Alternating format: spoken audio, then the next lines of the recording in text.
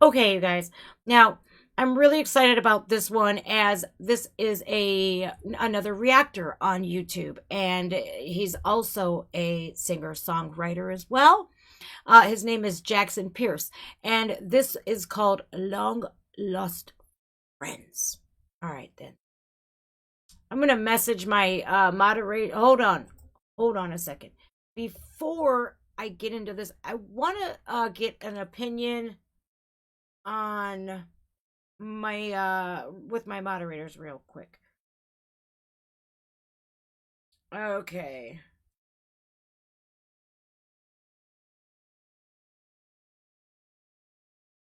Hold on a second, y'all. I'm on my Discord right now.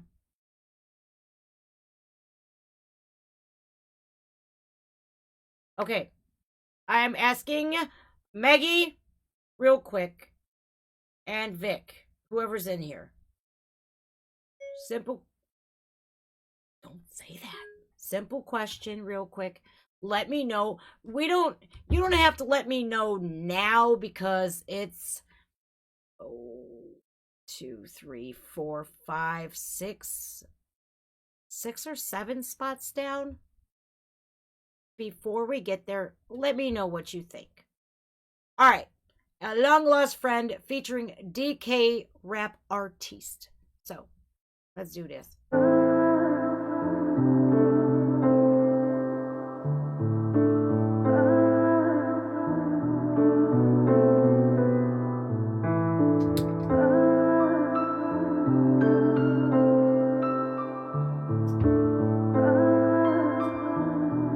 Uh-oh. What's good, homie? I know it's been a minute since we've seen each other. I used to look at you like you were my brother. I would've never thought I'd get addicted to drugs. Just needed somebody for some comfort, tell me I'll be okay. Help me through the day, but you ran away, MIA. Where you been? I don't even know what to say. I tried reaching out but didn't have a number or a way. So I sent you a message, return to sender, now you hit me up. Heard I was doing better, found out you got a wife, a couple kids. Wish I had met her, that's why you stayed away, right? Cause I became a stereotype. Okay. I am no stranger to this subject matter at all. When you become that stereotype, when you become involved in that seedy lifestyle, now don't be shocked if people that are not are dismissive or they want you to stay away from them. That is their God given right. Now, when you are in that lifestyle, like minded people are going to hang out with you.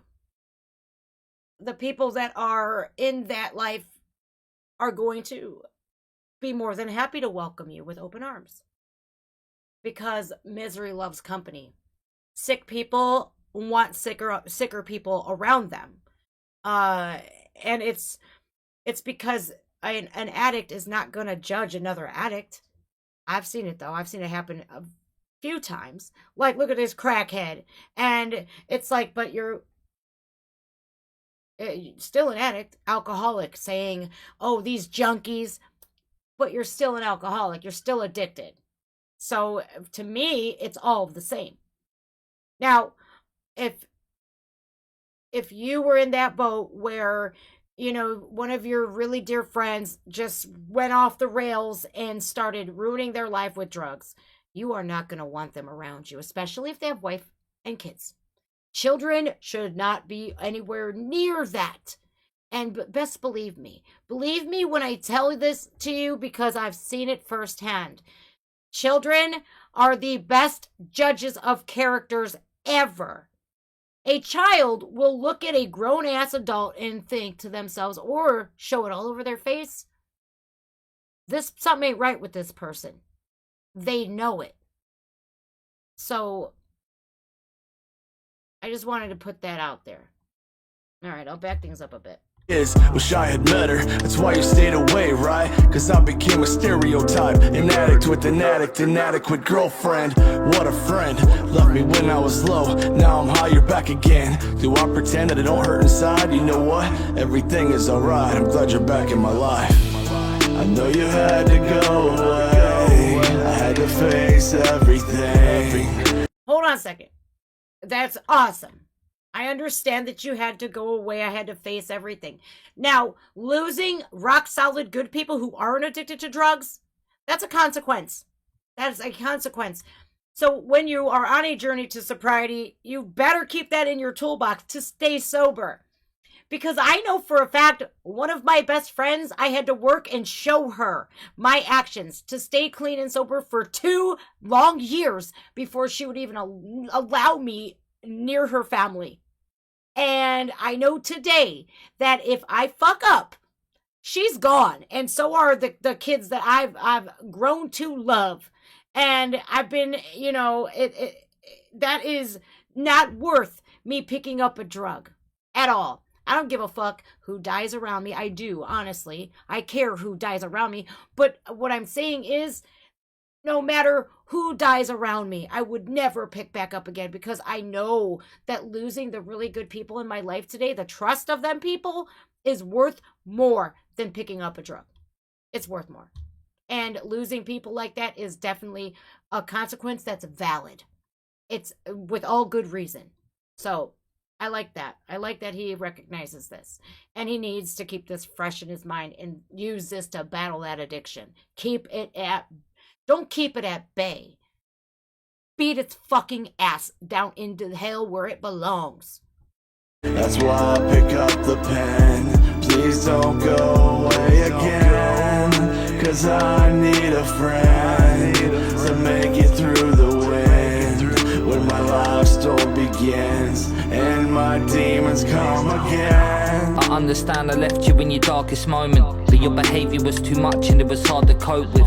I left when you was lost, I was too gone to focus. I tried to help you out, but everything I tried was hopeless. I couldn't help you cause you didn't help yourself, and I was worried about your health around the time you met your girl. And everything was getting worse and it affected how I felt about you. Every time you called I felt like I don't wanna be around you. So I had to keep my distance. Your addiction for the meth, the sex was messing with your head. From my position, I had lost too many friends to drugs and didn't want another loss. Your body in a morgue is something I don't wanna come across. And if you think for 1 second that meth is any more dangerous than the fentanyl that's out on the streets today, you're sadly mistaken, because they're putting that shit in every fucking thing.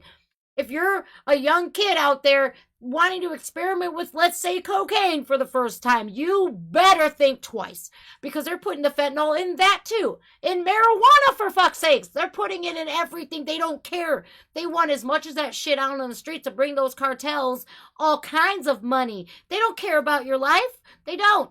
I love this, that he's doing this from a two-person standpoint. Like, hey, listen, I know that I fucked up, so you had to stay away from me. I'm glad you're back in my life. Let's hope I don't fuck that up again. I need to keep you in my life to help me through it before my demons resurface. But he said it perfectly here. I tried to help you with everything that I had, but you were not helping yourself. You know, it took me a long time to realize that the only person that you could change is you. It don't matter if you want your best friend to stop using or not. Inevitably, they have to do it themselves. And if your son's addicted, your mom's addicted, your boyfriend's addicted, your grandpa's addicted, it don't matter. That person has to help themselves. There's nothing that you could say, nothing that you could do about it, but separate yourself and show them, hey, listen, me gone is the consequence that you will have. You straighten your life out. Show me that you're straight, and I'll be back. We'll be friends. You will be worthy of having me in your life again. It's that simple. It's really that simple. Almost 8 years into this, I think I know what I'm talking about. And I know that I can come across as selfish, but I made a promise I would never go through what I dealt with. So I made the choice to move along. I know you couldn't help it, so I pray for you and hope to God you make it through the hell you're in. Cause I know you had to go away, I had to face everything. why I pick up the pen. Please don't go away again, 'cause I need a friend to make it through the wind when my life storm begins and my demons come again. Hold on a second. You, honest to God, have to never even think about that addiction resurfacing again. Because that addiction is slick, man. It is. It's cunning, it's baffling, and it's very powerful. It's going to tell you everything to use as an excuse to pick back up again. Oh my God, you lost your job. Well, better get high. Oh, your grandma died. Your dog got hit by a car. Oh, yeah, probably should do some dope so you can cope. No. Those demons should be left alone and left in hell where they belong. You should never, ever, ever make that, hey, if you don't stay in my life, my demons could resurface. That's entirely up to you to keep those demons gone, not at bay, because it's leaving that possibility of you relapsing again. You need to realize real quick, if you relapse, everything that you work so hard to gain back and all those friends, the family members, that trust that you've built back up again, that is almost nearly impossible at times to rebuild, it's gone like that. So before you even think about picking up that phone to call that drug dealer, you better recognize right real quick. And before you allow those demons to resurface, you better recognize the consequences before your actions will prove just fucked up, and you're gonna fuck up everything. It's something that I have grown to become a professional at. I can literally see consequences before my actions. I can see them. That's all I want to say. You had to go away, I had to face everything. Sometimes you gotta be blunt. That's why I pick up the pen. Please don't go away again, 'cause I need a friend to make it through the wind when my last storm begins and my demons come What's up, again. Joe? Come again. I hope you're the best, man. You can literally only pray for those people. Like, even if I don't care if you believe in God or whoever, I don't care, but sending a positive vibe out to them and just sitting there for a moment and thinking of them and saying, you know what? Whatever God is up there, just watch out for them and give them the strength that they need to not use again. You couldn't pay me. I'll give a flying Philadelphia fuck if Bill Gates himself came over to my house, rang my Ring doorbell, and was like, hey, Jen, I got $1 billion for you. Right now, you'll never have to work again. Sit on your fucking ass and go retire in Hawaii. All you gotta do is start using drugs again. I would say, hey, Bill Gates, take that fucking $1 billion and shove it up your asshole. I'll work my ass off until the fucking day I can retire in Hawaii, which will be never. But I'll never pick up a drug again. Fuck that. Fuck that. Whew. I get really, really vocal about that because I've beat it. And I know I've beat it. And I want other people to be able to too. So I'll tell you how I did it. Super simple.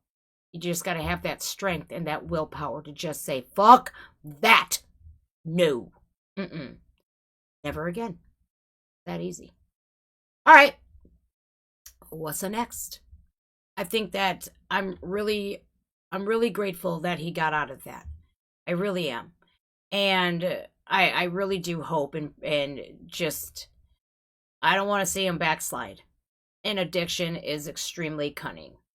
It really is. It's a disease of your mind. Your mind sometimes is your worst enemy, your own worst enemy. And it'll play tricks on you. It will.